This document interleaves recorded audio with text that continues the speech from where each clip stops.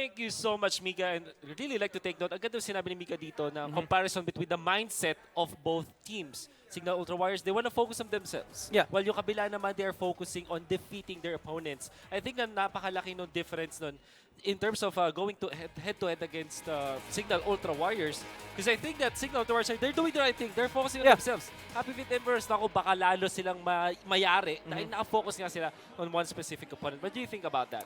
I think for Signal Ultra Warriors, specifically dito sa team na to, it's the right mindset. Kasi I might get hated on this, pero for the longest time, for the top teams, Signal Ultra Warriors, they have the weakest early game rotations. Okay. Kasi if you're gonna compare yung mga talagang early aggressive teams like Bren Esports o Bren ePro, ang ganda talaga ng early rotations nila. And this is why you always see yung Signal Ultra Warriors laging umabot na late game. Lagi sila nagde-defend. Pero the thing about this team is sobrang galing nila mag-defend. Yes. To the point na yung mga team, ang sinasabi nila sa team na to, sobrang gagaling lang talaga ng players. Yeah. Kasi laging umabot na late game, and dahil nga ang gagaling yung players, alam nila, sobrang patient nila, and ang taas ng understanding nila, so doon pumapasok yung player factor ng Signal Ultra Warriors. We will see now yung top contested na picks sa ating buong tournament so far for Mobile Legends Conference. The most banned heroes muna. Harith has been banned 31 times. That is just how strong this hero is. You also have the Kaja right up there. Cho, interestingly, nababan siya ng napakaraming beses dito. Well, the Lunox as well, one of the strongest mages. Yeah. And you also have itong mga, sabihin na natin mga tech units or tech heroes. Sabihin natin with the Grok, Kimi, Lemord. Why do I say tech units? Kasi meron silang specific na role na nilalagay sa kanyang team. Like for example, the Grok, so siyang zoner type of tank. Kaya siguro hindi siya yung most banned. Pero alam natin na lagi din siya nakakatakot kaharapin. Same with Kimi and Lemord. For the Cho here, nung unang stage ng ating league, talagang priority i-ban si Cho, even first banning sa blue side. Usually you don't do that, and na-realize din ng mga players na we can actually open up the Cho. Yung mga blue teams or yung first pick teams, they actually started letting the hero through. Kasi alam nila na priority ng red side naman i-ban. Pero dumating tayo sa point na hindi na binaban yung Cho. Even though sobrang taas pa rin ng priority dito sa hero na to, ang factor kasi kay Cho is you have to give it away para sa mindset mentality. Kasi pwede mong, mind games mentality, na kapag hindi binan ng kalaban mo, pwede mong kunin. And that is very true, lalo sa Signal Ultra Warriors at Bren ePro. Yeah. The most contested heroes naman, syempre yung mga heroes na pinipik palagi at nababal palagi. You have this Akai, you have Carry, you have the Grok, you have Lemort, and Diggy. Their win rate is medyo na sa gitna pala for one. This, I think you have to take note of the top two heroes here. Leomord and Grok. 52% win rate kahit pa sobrang daming beses na kanya nagagamit. Yeah. And especially dito si Diggy, no? Yung pinakamalaking surprise ng ating tournament. Kasi parang iniisip ng tao na parang, hindi naman ganun kalakas yan. Pero pinakita ng PLDD Smart Omega nung day 1 pa lang gano'ng kalakas itong hero na to. That's a why not special. The thing about Diggy is natatanggal mo kagad yung majority ng crowd control na pwedeng dalhin na kalaban. And sino ba yung dalawang hero na yun? That's Kaja and that's Akai. Akai is pasok dito sa contested, and si Kaja pinaka-ban na hero yan. So with one pick, kinukuha mo kagad yung hero na talagang anti-meta. Yeah.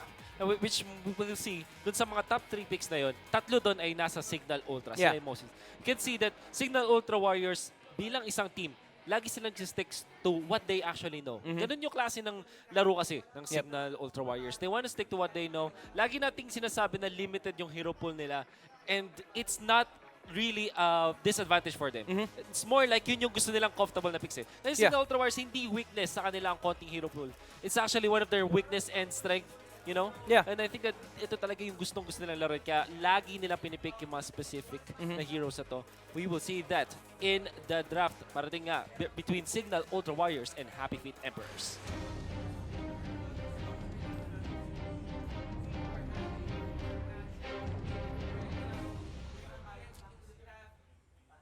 And it's going to be the draft.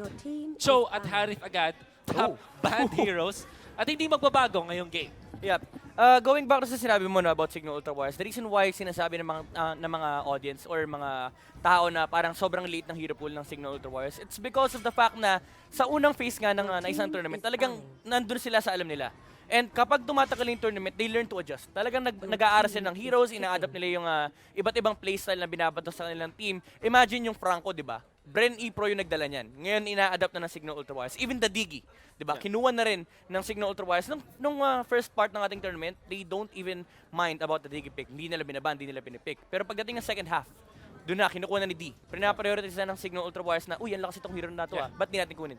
And there is going to be the Grok. Pipili ng Happy Feet Emperors at mukhang tuwan-tuwa. Siguro a few. Ikaw din, kulang to. Siyempre naman, big performance. Oo, kung maalala nyo, Autoban ang Grok ni Kuya Wolf nung roll swap. Ay, naku. Kung nanonood kayo ng roll swap, alam mo, gusto ko talaga magkaroon ng roll swap. Number 2. Number 2, season 2. Paano, second half naman ulit. Okay, di ba kayo yung katapat namin? Oo. Please naman, no, pakita lang natin sa tao. Okay lang man, alam naman namin matatalo din kami. Pero At dapat least meron. iba-iba na yung team. Iba-iba na yung team. Ay, Medyo imbalance eh. Pwede. Pero ito na, Kuya Wolf, Signal Ultra Wires, they picked up the Franco and Akai. Now, meron pa tayong Digi in the pool, so there's still a potential na makounter sila ng Happy Feet Emperors, pero hindi. Double mage setup kagad yung papatakbuhin ng HFE dito. It is gonna be the Esmeralda and Selena. Yeah, I like that Esmeralda has been picked by Happy Feet Emperors. Nakita ko to before with them. They were really comfortable with it. Yung nga lang, hindi nakakatapos ng game. So, Signal Ultra Wires ngayon, papakita nila tayo ng way para sagutin ng Esmeralda. So the thing is, hindi mo talaga siya ma-out-sustain in terms of damage or in terms of tankiness. You really need to burst him down. And not only that, kailangan mo ng lockdown. At the very least, yung Signal Ultra Wires dito, meron silang napakalupit na suppression. Courtesy of the Franco, nung gamit nga yung Bloody Hunt or aka Brutal Massacre na meron siya. And they also have design with this Kadita na ito talaga isagot nila eh. Burst that Esmeralda down bago siya mag-accumulate ng shields. Yeah, and I'm actually surprised no, na prioritize ng Signal Ultra Wires dito yung Kadita over the Lunox. Even though it's open right now, remember that's one of the most contested top mages natin. Kung hindi siya hari talagang si Lunox. And I think the idea here ng Signal Ultra Wars, the reason why they didn't pick the Lunox, it's because of the Selena factor. Kasi once natamaan mo ng araw si Lunox, which should be the top priority ni Selena, hindi ka basta-basta makakapag-order of Brilliance, lalo pag wala kang Digi or wala kang way to purify the stun. And as Lunox, medyo ayaw na ayaw mo yung ganong klaseng team play. So they opted to go for kumbaga yung reset here dito, which is nakita, alam naman natin yung Breath of the Ocean, talagang sobrang disruptive niyan. And matutunaw din kasi yung shields ni Esmeralda. Yung board, interestingly, Feet Emperors dito. I would have guessed na sila yung kukuha niyan. Well, siguro dahil meron silang Selena and Esmeralda, hindi na lang din nila kukunin yun. They would have prepared the Thames for sure. And I like this dahil kinuha agad to. Binan agad to ng Signal Ultra Wires.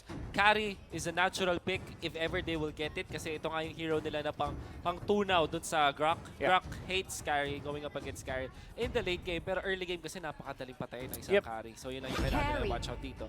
But I would like to take note, ang pinili ng Signal Ultra Warriors is Kadita Franco. Kung hindi nyo alam guys, meron silang magandang rotation na gagawin mamaya. They take nila yung mid lane, pupunta sila dun sa may bandang kanan nila. In this case, sa left side ng mapa natin, left side jungle, kukunin nila yung tinatawag nating Balanar o yung tinatawag nating green na jungle. Si Balanar, tsaka si Papa Buff. Kung i-hook nila yung buff na yun, yung mag-isa, tapos ilalapit nila si Balanar, tapos papatay nila ng magkasabay. Sabay, yan. Uy! Aljus and Lolita ang option ng Happy Feet Emperors dito. I would have guessed na Hayabusa yung gusto nilang kunin dito kasi they've shown na yung Signal Ultra Warriors, they're willing to pick the carry into a Hayabusa pero they opted to go for a different route. The natural, nung Season 1 pa to MPL Season 1, yung Aljus counter against the carry. Aljus is... I don't like the Aljus though. Yeah, I would have preferred honestly yung Hayabusa. Kasi ang idea ng Happy Feet Emperors dito, medyo outdated actually, is yung capability mo to snipe the carry kapag lumagpas siya sa yung bandang river. Kasi ang layo ng lalakbay niya bago siya makatakbo sa kanyang mga kampe. And that is the idea. Kapag merong Aljus in the game, hindi pwedeng lumagpas ng certain area of the map si carry. Pero with this kind of lineup na meron yung Signal Ultra Warriors, they don't even need to protect the carry. Meron silang Kadita, meron silang Hayabusa, and well, medyo contradicting kasi dalawang heroes na gusto maghiwalay, the carry and the Hayabusa. Pero the thing about the lineup of Signal Ultra Warriors, ang taas ng early game aspect nila. To be honest, I think this is not gonna be hard for the whole of Signal Ultra Warriors. Bakit ko nasabi yan? Kasi comfort na naman to para sa Signal Ultra Warriors. Walang nagbago. Ito pa rin. Stick to what works. Don't fix what's not broken. And definitely para sa Signal Ultra Warriors na huli nila yung gusto nilang makuha. I like this Kadita plus Franco na combo nila. Ito yung lagi nilang go-to kapag gusto nila mag-late game. Bakit? Kasi sobrang nakakapag-farm ng early game itong Kadita at Franco when they are together. Tapos meron ka pang killing potential almost every time. So talagang aabot tayo dito sa late game if ever na sobrang lakas nila. Or yung early game, yung late game ay mapapaaga. Alam mo yung sense na Yeah. yung late game, instead na mangyari late game ng Magiging bandang 80 mid-game. minutes, magiging parang 12 minutes, napakalasan nila. May disparity rin kasi yung magiging net worth nila dito. Yung sinasabi ni Kuya Wolf, yung late game na napapaaga, sa sobrang laki kasi ng advantage ng Signal Ultra Wires, magagamit nila yun to push through yung resource control. Yung resource control is very important kasi kapag na-lock in ka sa base mo, hindi ka nakakapag-farm, yun yung kalaban mo, kinukuha yung resources mo. So, in retrospect, talagang bumibilis yung farm nila. Samantalang ikaw, nai-hinder yung scaling mo. Yes. And we will see that for sure. Ito yung inaabangan na natin. We're just waiting for the game to start. Pero nakikita natin ngayon yung comfort talaga sa mukha ng Signal Ultra Wires. Nakikita nyo ngayon sa inyong screen. Kasi si Ison, no? Mukhang masaya sila sa nangyayari. Sabi ni Ison, ako bahala sa'yo, Yako.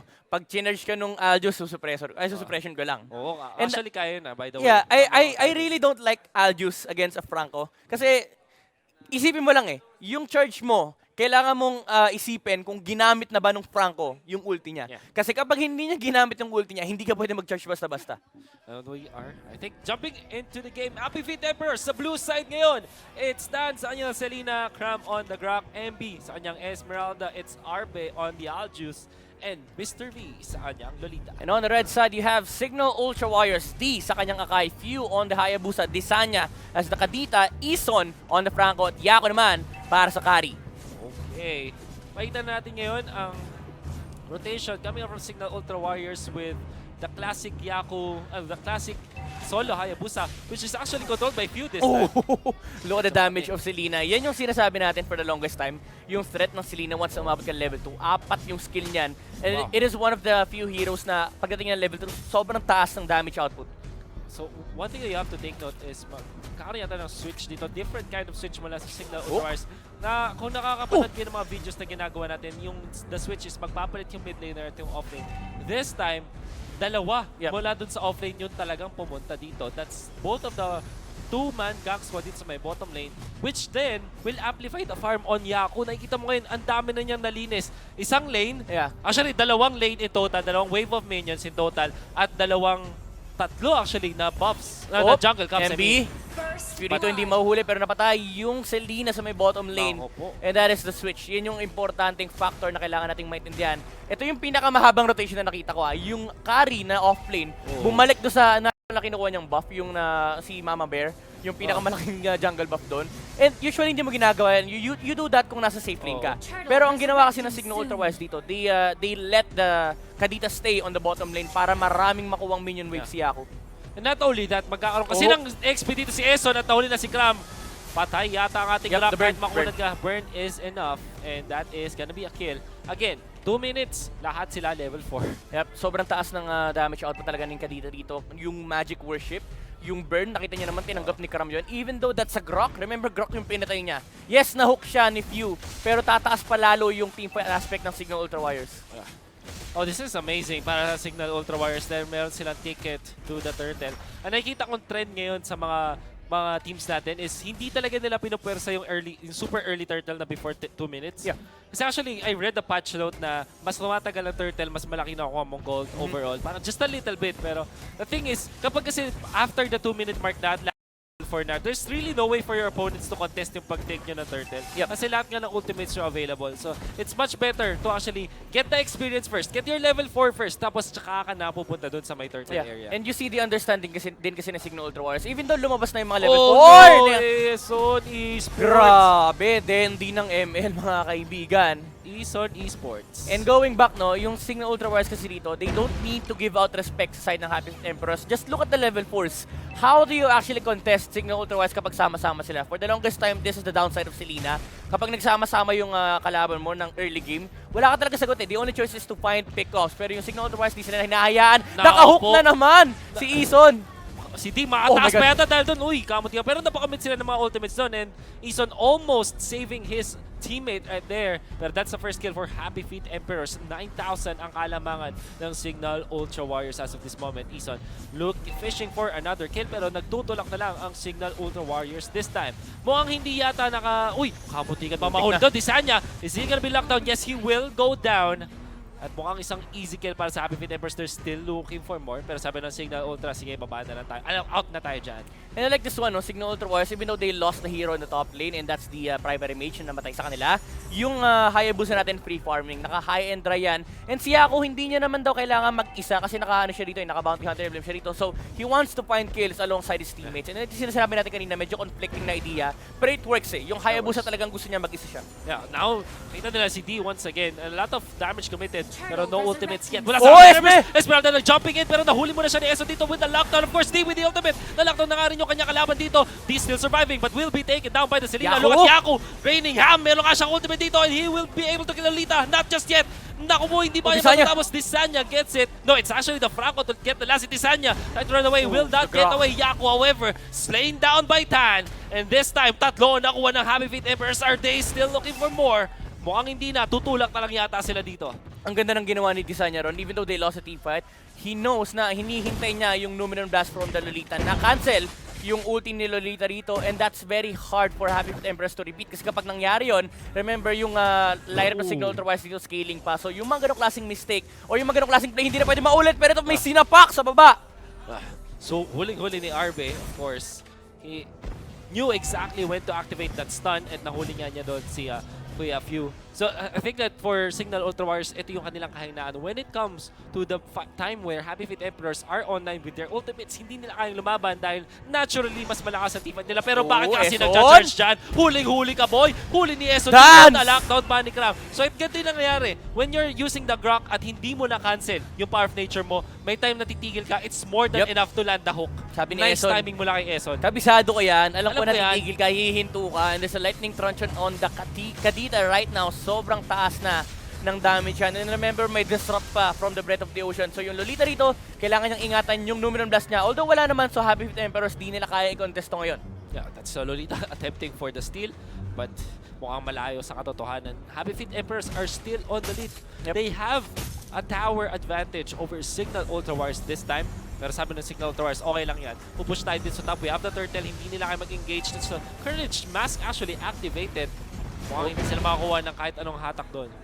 Wala pa yung, actually online na yung Numinous Blast ni Lolita rito. So for Happy Feet Emperors, you'd want to fight right now. Jumping in, they want to go for Numinous Blast! Patay mo na lang carry dito. Numinous Blast gonna hit onto 2. Nastan na rin yung Akai na may Hurricane Dance. Pero magbabak lang dito si T. However, mahuli siya. The Grok Block is not gonna connect, but it doesn't matter. They will still jump forward. Sila getting the kills. Pupunta niya dito si Yaku. Dan gets the triple. At si Eson na kanila next na pupuntaan dito. Mukhang habol niya nila Eson. Has to run away. Will be able to do so dahil hindi siya nag-take ng damage. But that was Happy Feet Emperors with a good counter initiation against Signal Ultra Warriors. Yep, for Signal Ultra Warriors, you know when not to give respects to Happy Feet Emperors. Pero alam din ng Happy Feet na kaya nilang lumaban sa may top lane. Yung Hayabusa, nasa middle lane, kumpleto yung ultimate sila. And remember, you're fighting against a carry. It's always gonna be 3 versus 5. Kahit pa magpakita yung carry sa team fight, medyo non-factor pa siya at this point. Yeah, non-factor, like you said.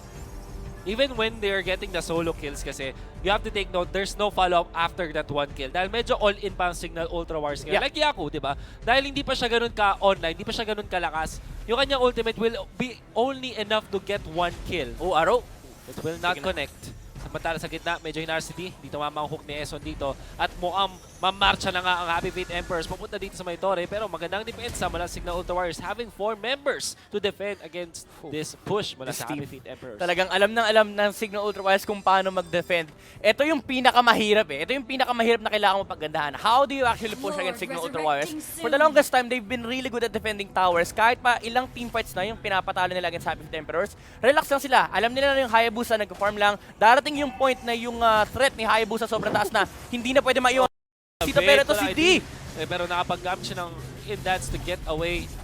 Q is in the vicinity. Tumama yung pana dito. Numinous Blast actually kakasan nila. And this is questionable para sa Happy Feet Emperors. Yep, wasted ultimate arrow. Wasted ultimate. Wala na hook down. Actually, hindi naman si Cram pero meron kasi siyang Power of Nature kaya hindi nga kumonect na yun. At mukhang tutulong ang Happy Feet Emperors. Ang ganda ng Guardian Spire actually to keep the members of Signal Ultra Warriors from diving. Pero hindi pa rin makakatulak. Medyo nagkakaroon ng malupit na standoff dito sa may gitna. Yep. Pero lamang na lamang Happy Feet Emperors dito. You might say that nagsasayang sila pares ng oras. Yes, yung Hayabusa at Aljus nakakapag-farm ng mapayapa. Pero remember, there's a Selena on Happy Feet Emperors. Nandito pa rin yung threat na kaya nilang pitasin kung sino man yung tamaan ng araw and nakakapag-farm din siya mag-isa. Yeah, wow.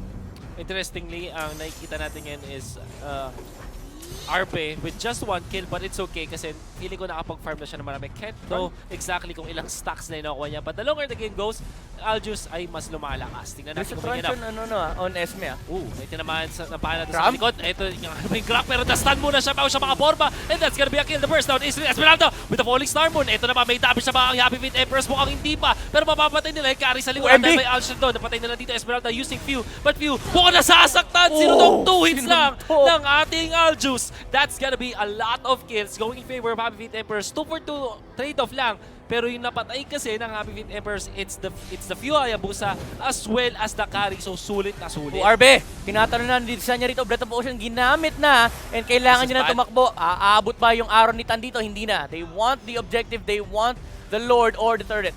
Kinukulit lang dito ni Desanya para hindi makapag-take ng Lord. It's actually effective kahit isang araw. Kaso naman dito si Desanya, pero meron nga lang depensa. Kaya pa niya makapag-ulti pa? Hindi na. Of course, that's on cooldown. They'll get the kill on the Kadita. So now, gandang pana. Gorgeous barrier into the pana. Pero si Yaku lumalaban. Nominal blast! Tatamaan yun na nga. Kumonekta dito kay Yaku, but Yaku still stands strong. RP, another arrow! Hindi tumama. Naku po. Muntikan. Actually, muntikan ba? In comes few, pero masyadong napilit yung kanyang ulti. And this is Signal Ultra Warriors falling one after another. Again, sa Happy Feet Emperors, this is more than bad para sa kanila. Dahil Lord na makukuha ng Happy Feet Emperors.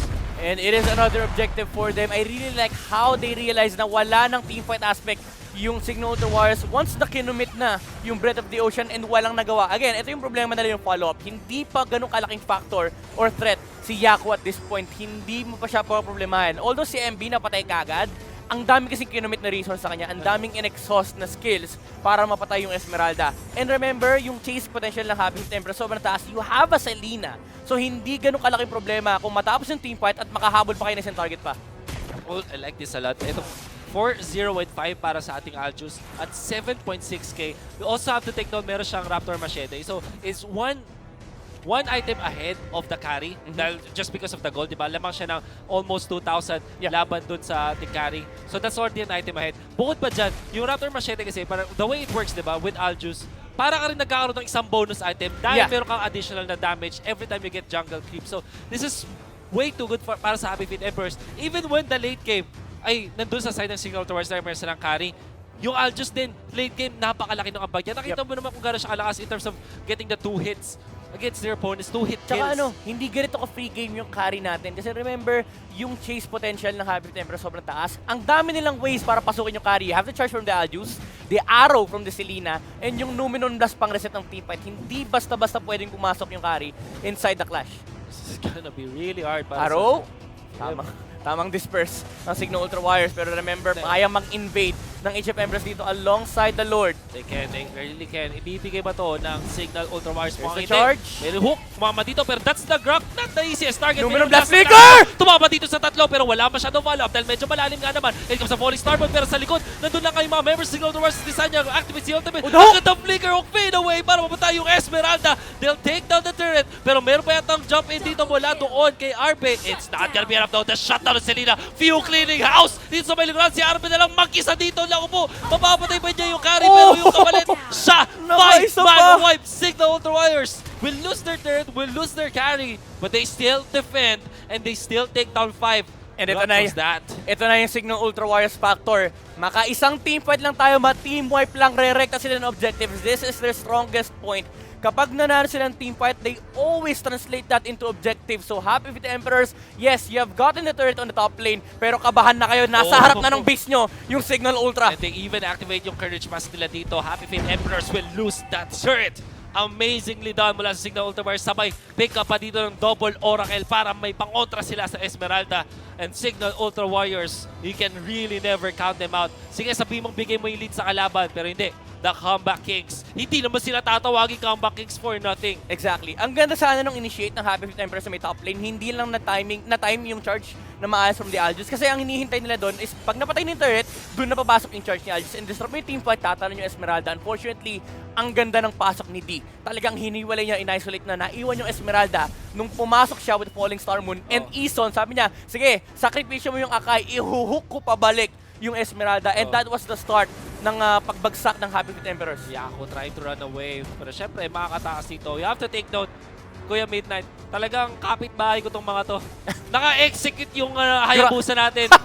Execute wins games, guys. Tama naman, Fake performance. Tama naman, pagkatapos ng ng shadow kill, pwede mong i-execute. Remember, HP based yung execute. Pero this is interesting si MP on the Esmeralda, he picked up a Genius Wand, over-concentrated energy, and kung ano bang item gusto niya. They want to burst down heroes as soon as possible. There you go. So, meron siyang Athena Shield. meron siyang Athena Shield. Actually, yaman niya I would overall. have preferred Oracle, to be honest, for additional shield absorption. Well, the thing is, gusto mo rin magkaroon ng shield for your own. Yeah. I guess, especially if you, pag mapaburst down kasi may potentially. Like, for example, merong mga malalakas na burst, like Desanya and Few, meron silang burst against the Esmeralda. So I guess yung accumulation of shield with Athena might work. But all in all, take note pa rin, Capitolio boys doing it good. Execute wins games. Yep, execute wins Ganito kami games sa indeed. Capitolio. Talagang kahit sinong hero ini-execute. Balmond execute, let's go. Let's go. Pero nag-aabang na si Mr. V. I really like this play mula sa kanya. Aabangan niya lang pakita yung Signal Ultra Warriors. Mamatay man siya, may immortality siya rito. May immortality siya, diba? Yeah. Meron. Does have the immortality. Like I said, mukhang mag-lord dito ang Happy Feet Emperors. Pero nandito si D. Minamatahan mga members, meron din sa kanan. Kita nyo sila si Mr. V trying to look for the good angle. Hayabusa running away into safety. Pero walang mangyayari around this Lord area. There's a Truncheon on I can't the jump in siya. Truncheon. Naka-Truncheon na rin siya. Winter. Yep. Truncheon. So, during the Breath of the Ocean ni Kadita, kung tamaan man siya, wala siyang pakialam doon. And at some point, ang hirap na patay ni Celine. Kasi meron na siyang, number one, meron na siyang invulnerability. And sobrang mobile pa niya. Yeah. This is starting to be the late game na alam natin na sided sa Signal Ultra Warriors pero meron pa rin ng Happy Feet Emperors courtesy of their Aljus. Esmeralda, late game din ay hindi mo pwedeng take for granted. I think that Esmeralda, as long as hindi siya yung unang mapapatay, in a sustained team fight, he can really dish out so much damage. Kaya kailangan lang niya dito ang bantayan is the carry for sure. Because the carry will melt her down. Nonetheless, kahit pa sabihin mo meron siyang unlimited shields dyan, ako, hindi niya kayang patayin ng isang carry. And yung Esmeralda late game factor, kasi sinasabi natin kartable siya, is kapag may mga heroes na ang gusto sustain battle. For Signal Ultra Warriors kasi hindi sila sustain dito Gusto nila pag nakuha na yung team fight, may hook sila, makakapatay sila isa, then all in. Kailangan matapos kagad yung clash. Kasi nakita natin kanina, di ba? Kahit nanalo na yung Signal Ultra Warriors sa first clash, yung re-engage ng Happy Feet Emperor sobrang taas. You have a Selena na talagang maghahabol at maghahabol hanggat may nakikita siyang hero. Ito na. Ang close ng ating laban, of course, Signal Ultra Warriors. First, look at the damage. Eson, Hinarangan! but does have the flicker. Gets away! Polystar mo na pwersa na nga dito, pero na-stun mo na si D. Numino Blast, kinasa na para patay na. Esmeralda dito. Ang gandang Numino Blast, but it's not gonna be enough. They will take down Eson. Yaku medyo in trouble. Hurricane Dust will not save him. 2 down already. Signal Ultra Warriors. Sinabot na si D. Ito na si Few. Pero mukhang matay mo na si D. Tumalon mo lang. Ang gandang knock-up naman nun. Ang na naman nun. Actually, coming out from Desanya, saving this team fight for the team. If it weren't for that 3-man stun mula doon sa Kadita, ubos na yata sila doon. And it's not even that. Happy Feet Emperors, they knew na kaya nilang labanan yung Signal Ultra Warriors at that point kasi nung nag-charge yung Aljus, nakita niya ang layo ni Hayabusa, ang layo ni Few. And sabi ni Esmeralda rito, sige, okay lang, magpapakamatay na ako, pero ito hindi pa tapos yung laban, lalaban pa! They take down si Dino! Lalaban niya sila dito, hindi pa na sumunod blast. Kinasala for the second time, lalaban si Desanya dito. Ang Kadita! Mabubuhay ka ba? Mukhang hindi! That's gonna be a kill! Wala kay Aljus, and they will take down the Kadita. Few in here still. Wala, meron pa rin siya ultimate. By the way, they with the lockdown, it's gonna be the ultimate. Wala kay Hayabusa, pero kulang ng damage. It will be enough, however, for the Aljus. Yung dalawang takay, buhay na buhay pa, pero yung Aljus, patay na. They wanna go for Mr. V. Meron pa siyang immortality, so he will die for the first time. The Rockback will not save anyone as they suppress down the Lolita. Si Few, yung isa na yung target dito. Isa pa kung wala kang takas, Mr. V. Shields, hindi effective yung bulwark dyan. Will just back down. Wala siyang pakialam doon sa Grok. It took them so much time, but at least they still defend the Lord. Signal Ultra Warriors, sabi nila, ako ang bahala. Few and Desanya, making it big para sa Signal Ultra Warriors. Few talaga, Kuya Wolf. Ito na yung sinasabi natin kanina, player factor. Ang daming beses na yung shadow kill. No! Mapapatay pa! si Esmeralda rito. No more And shields. mahuhuli pa si MB. Wala na ngang shield. Mapapatay siya rito pero namatay din naman yung Akai. Pero Nice touch! Grabe Wala naman! yun, grabe naman! Nakidon lang mga hits. Ito na si Crab. Umapas dito, but the Hayabusa will take down Yaku. Will try to get the kill and will do so. Aljus is still here. Arbe, ito na nga. Meron na siyang stun. In 3, 2, hindi na yata abot. Iabot. Si Yaku maabot niya, hindi. Meron phantom step. Lord pa rin sa ay buhay. With all of the things that's happening around the Lord area. Sabi ni Lord, malis kayo dito. Wednesday pa lang. Ang kukulit yung mga bata kayo. Wednesday pa lang. Tantanan niyo ako. Gusto magpahinga. Wow. Pero, eto Kuya Wolf, Few and Desanya, ito yung sinasabi natin kanina eh. The reason why Few is a very stable player on the side of Signal Ultra Wilds, even though ang laki ng mistake niya na nahuli siya kanina doon na nakapag-teamfight na yung Happy with Empress and ang layo niya, sabi niya, ako bahala kay Arbe, papatayin ko siya. Makakasupak sana si Arbe dito, makaka-lifesteal sana, pero tinimingan niya na maayos si Shadow Kill alongside the dance from D. And this is again Signal Ultra Wilds, ganito lang talaga sila kagaling mag-ML. Ganun lang talaga yung understanding nila doon sa ML. Like, they can still get the kills. Few, kabisado yung Hayabusa. You have to take note, si Yaku yung lagi nag-Hayabusa. Pero sabi ni Few, kaya ko rin yan. Ano ba? Tol, ako naman. si Desanya, Kuya Wolf, ang laking problema ni Tan kanina, patong Selena na to, sobrang taas ng damage niya. Sabi niya, sige, mga kaibigan, ako bahala kay Selena. Patayin niyo yung mga kapit niya. Wala akong pakialam kahit mamatay ako, basta walang araw. Kasi tinatanggal mo yung sustain battle ng Happy Feet Emperors. Again, ang gusto ng Happy Feet Emperors dito is yung sobrang tagal ng teamfight kasi nga meron sila Selena. Once you eliminate that, lalaban at lalaban sila Desanya. Oh no! Yaku actually getting hit pero mukhang bait yata yun. Bait lang yata. Luminim Plus walang tatamaan dito except from D. Isang tangke na walang pakialam. Wow, that was scary. A little bit scary para sa Signal Ultra Warriors. Few actually fighting one member. Ito na naman si Lord. Kinukulit na naman nila. Kinukulit nga na naman nila dito. Tamang ikot lang. They don't have the Numinous Blast anymore. Hindi sila tatamaan ng stun. Twilight Armor para kay Eson dito, which is great against the Aljus. Will try to jump in. D, konting stun lang gamit yung kanyang blender into the 1,000 pounder. Mr. V jumping in para kay Desanya. They will go for D this time pero napakakunat ng ating Akai. Eson, medyo magte-take na damage. Medyo masasaktan niya naman ang ganda ng guard. Yung block tayo pero hindi yata ng Desanya. Nag-ultimate na nga dito but it's not gonna be the Hurricane. That's also committed. The Grok goes down first and Yaku free kay MB. MB goes down kahit may shields. They jump in forward. They will take down the carry. Eson is low. Sinabak na ka ni Aljus dito. Selena gets the last hit. Desanya makakataos dito pero si D nasasaktan. Grabe na yung suntok ni Arbe dito. Pero sa likod, nandito si Few buwibi yung taka pero okay lang dahil nakuha siya ng execution doon. And Few activating the ultimate will get another nakamula kay Desanya. They will take down the one for the first time. Arbe? Immortality para sa Arbe. Nako po, kumakati na nga.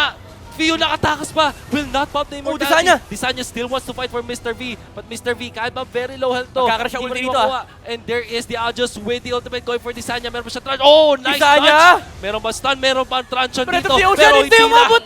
Sayang! Hindi na kinaya. That's Arbe. 21 minutes. Don't know kung gaano karaming stacks na nakuha niya.